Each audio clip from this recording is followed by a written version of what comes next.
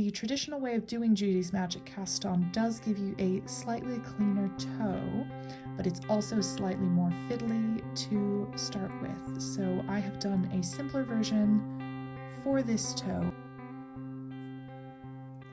Hello and welcome back to Just Make Stuff. Today we are going to be making a sock to match this one. To make socks, you're going to need just a couple of tools. First of all is double pointed needles in your preferred size. Generally for socks, you would do anywhere between a 2mm and a 3mm needle. I like to use 2mm needles because it gives you a very fine gauge and you can't feel any individual stitches on your feet. You can make an entire pair of socks just using double pointed needles, but I prefer to use a circular needle as well because I find it much faster and more convenient. This particular sock needle is an Addi Sock Wonder. This is the 2mm size. I make all of my socks on 2mm. The point of the Addi Sock Wonder is that one needle is shorter and the other is longer, which gives you a little bit more maneuverability so that you can get a tighter gauge if that is something that you like. I do tend to knit at a very tight gauge, so that's not something that will appeal to everyone. The only other tool you need is a darning needle for weaving in your ends when you finish. When you make socks, you can either start from the top and work down, or you can start from the toe and work up. I prefer to start working at the toe and work all the way up, putting in a heel as I go. And the heel type that I use is the Shadow Wrap short row heel, but you can do any type of short row heel and get something that looks very similar to this one. To start our sock, we will need the yarn that we're going to use for the toe. Because this is worked from the toe up, we will start on double pointed needles, and we will only start with 2 of them for our cast on. So this is a closed toe cast on 2mm needles using our contrast color. Now to cast on for the closed toe cast on, I make a triangle of yarn here that wraps around both fingers. And I'm going to take it over my front needle, and then I will take the yarn that is at the front and take it over the back needle, then the yarn that is at the back over the front needle, and then the yarn that is in the front over the back needle. And I try not to make this too tight because I will need to get my needle in there in order to continue on my next row. So I continue. I've just gone with the front yarn over the back needle, so back yarn over front, front yarn over back, back yarn over front, front yarn over back. And I want a total of 20 stitches on the front needle and 20 stitches on the back needle for my closed toe.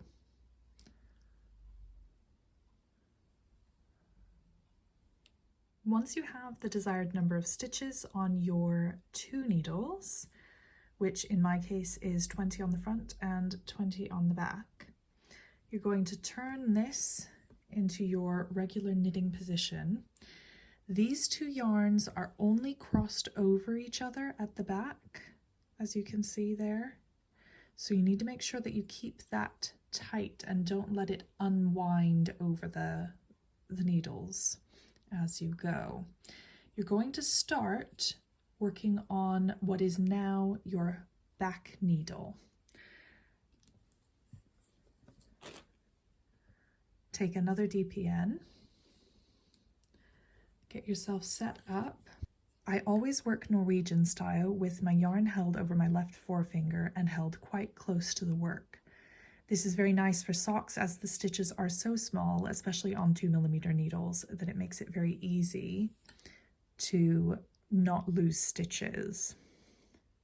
So I'm starting on this back needle and I'm going to be moving all of these stitches from 2 needles onto 4 for then working in the round up the toe increases.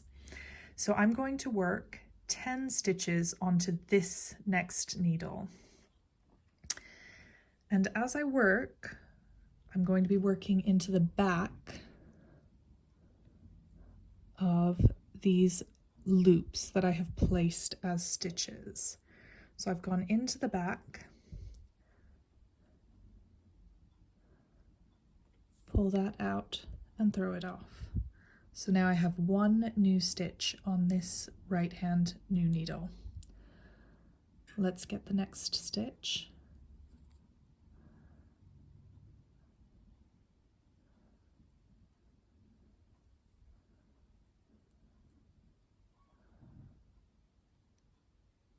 And 3,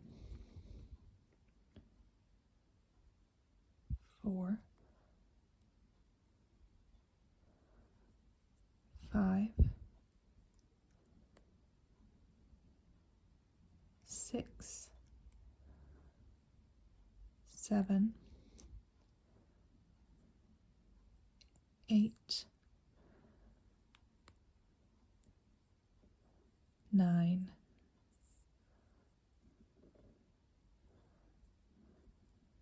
10. My first needle is finished. Now you may notice this needle that's holding the front needle from my cast on, I like to push it well out in front of this other needle tip so that I'm not in danger of losing any of these stitches on the front needle of the cast on. Time for our next needle. This is always the most difficult needle to get going because, as you can see, there isn't a lot of working room in between this needle here and this needle tip, with this needle holding all of the other stitches. So you simply have to be very careful. Again, same as before, we're working into the back of the stitches from our cast on row. 1,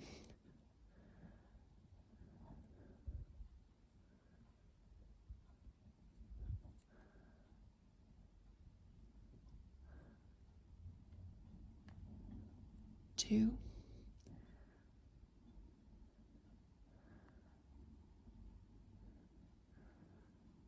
3,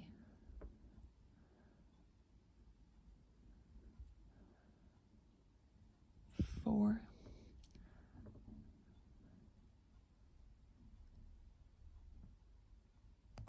5,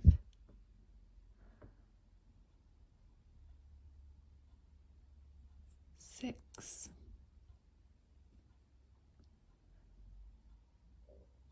7,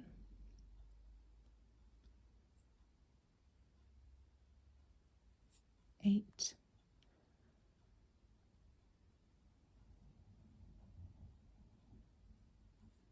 9,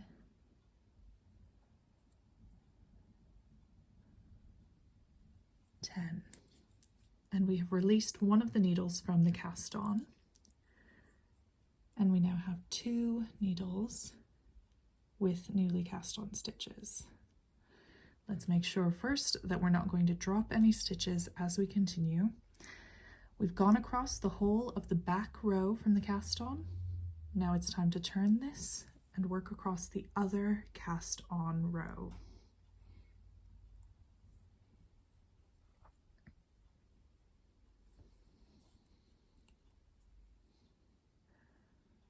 Again, we're working into the back loop of our cast on.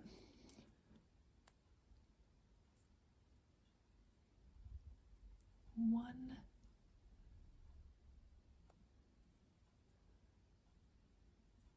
2,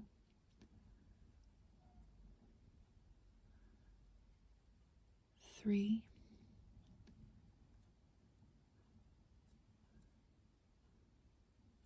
4, 5, 6, 7,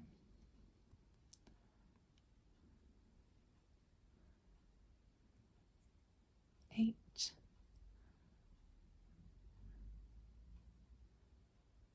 9,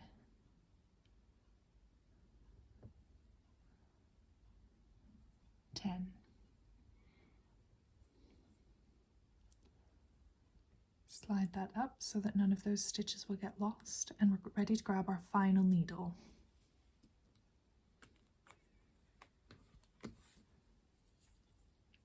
From here, I like to move these two needles out of the way by swinging them around this side so that both of those needles are actually on the other side of this needle. And then I have a little more space to work from this back needle as I finish knitting through that cast on row.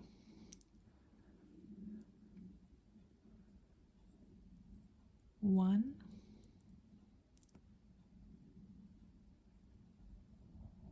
2, 3, 4, 5, 6, 7,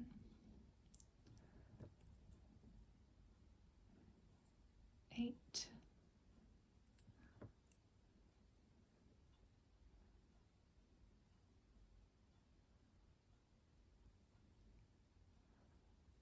9,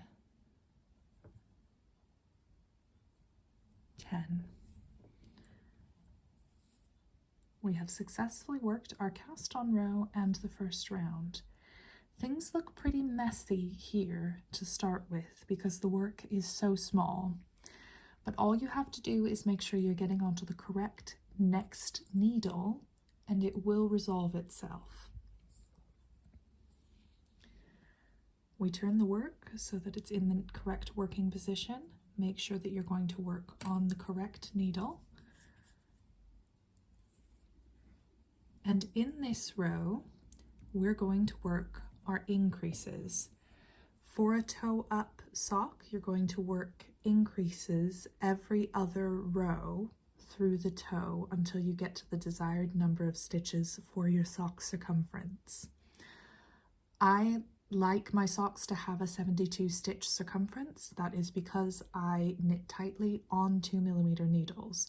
64 stitches is a much more common stitch count, but if you have wider feet or larger ankles, or you just have a tight gauge, you may find that 68 or 72 stitches is better for you. So we're going to begin our increases. From here, we're going to be knitting normally, where in the first round we were working into the back of our stitches. We're going to be working completely normally into the front left side of our knit stitches. So I always start an increase row with a normal knit stitch. I like to do my lifted leg increases on the next stitch in from the edge. So I take this mother stitch, as it were. I have my live stitch here, and then I have the stitch below. I'm going to lift the leg of that onto the needle and then go into that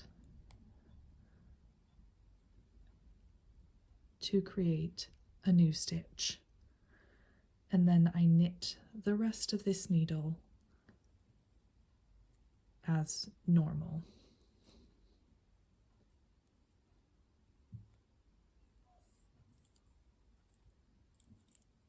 Make sure that none of your stitches are twisted here. They've twisted themselves this way. I need to make sure that they are flat, that I can see that it is the correct stockinette fabric that I can see here, and then move on to the correct end of the next needle.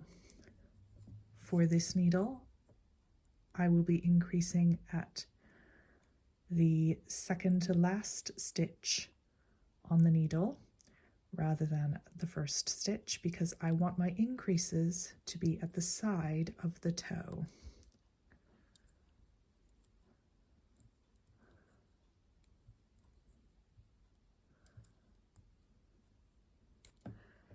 Here I have 2 stitches left on the needle.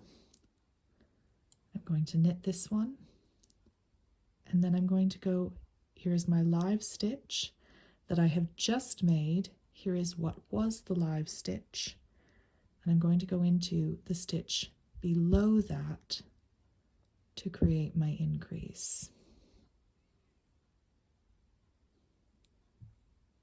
And then knit the last stitch of the row as normal. Turn the work to work the other side of this increase round.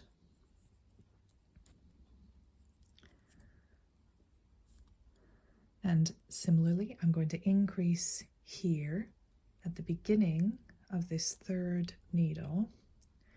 So I've knit the first stitch normally. I pick up from the row below on the next stitch,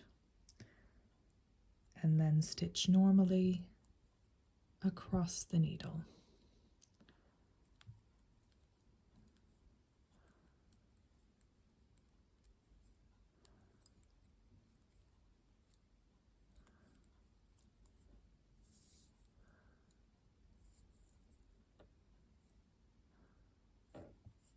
And here we are on the 4th needle of the round. We knit normally across to the final 2 stitches.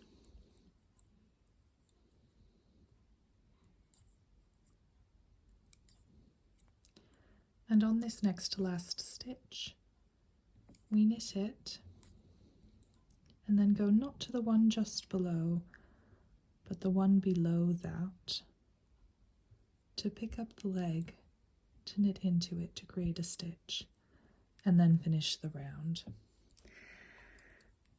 That is an increase round on the toe.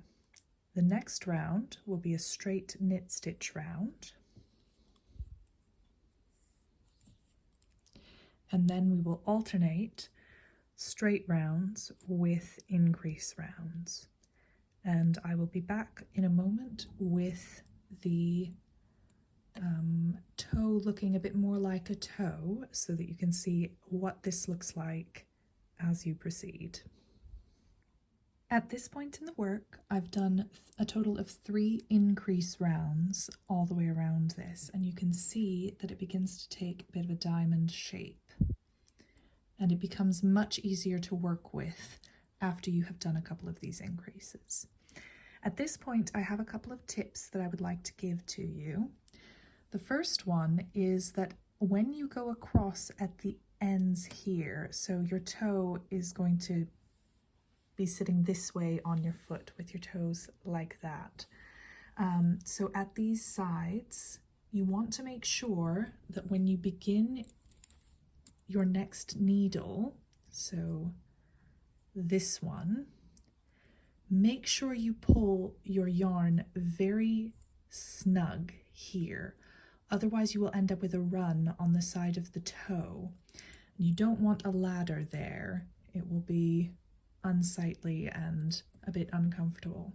So when you go to start this next needle, the first one after the turn from the bottom to the top or the top to the bottom, make sure that you pull nice and tight there, and also nice and tight into the next stitch, because it's actually this second stitch on the needle that will pull the first stitch tight so that you don't get a ladder when you cross over from one needle to the next. Another thing to look out for is that you can always tell whether you are on an increase row or a maintenance row, a confirmatory row, based on the pair of stitches where your increase would be located. So if you look at this needle, you can see that the stitches are all evenly spaced, except for these 2. Now, obviously, I already have 1 stitch here. Those 2 are where I've just increased in the last round. Very helpful to know what your increases look like, so that if you do lose track of whether you've just finished an increase round or a confirmatory round, you can simply look at your work and you can see, yes, I have just increased into this stitch below, and now it's time for me to go and confirm my stitch count in a non-increase round.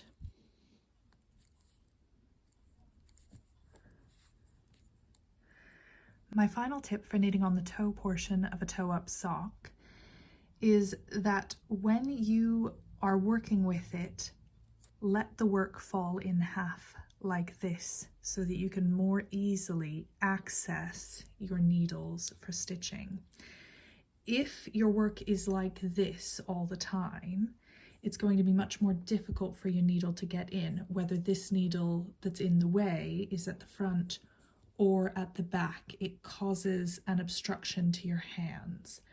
The easiest way to avoid that is to simply let that fall so that you only have half of the work in this active position. It's much easier to avoid this extra needle when you let it fall out of the way. The only thing you need to be careful of there is that when you are early on in the work, you don't let the work get twisted.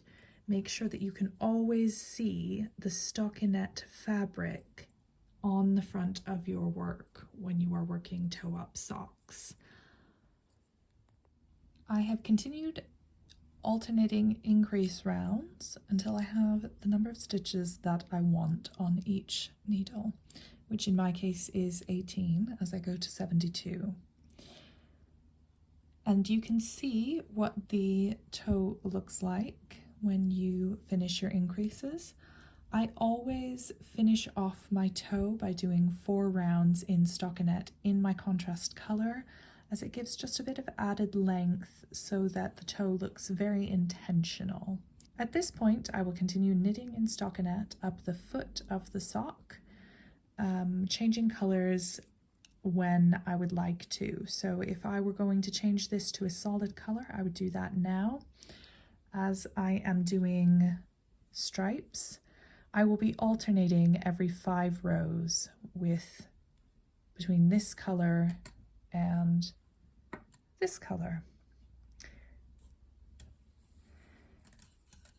I will post another video about how I do my heels.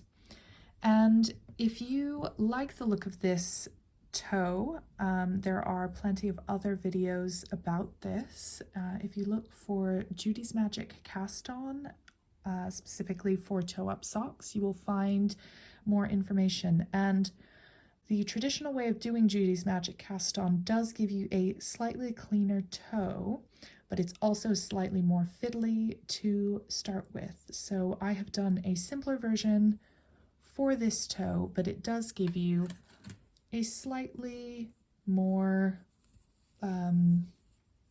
noticeable ridge at the toe. But as I said, it does make it easier at that very early stage when you are working with such a small amount of space. That's all from me for today. If you'd like, you can have a look at Jess Makes Stuff on YouTube to see more videos, including more about how I make my socks. Thank you for watching. If you've enjoyed this video, you can like and subscribe to see more. Thank you.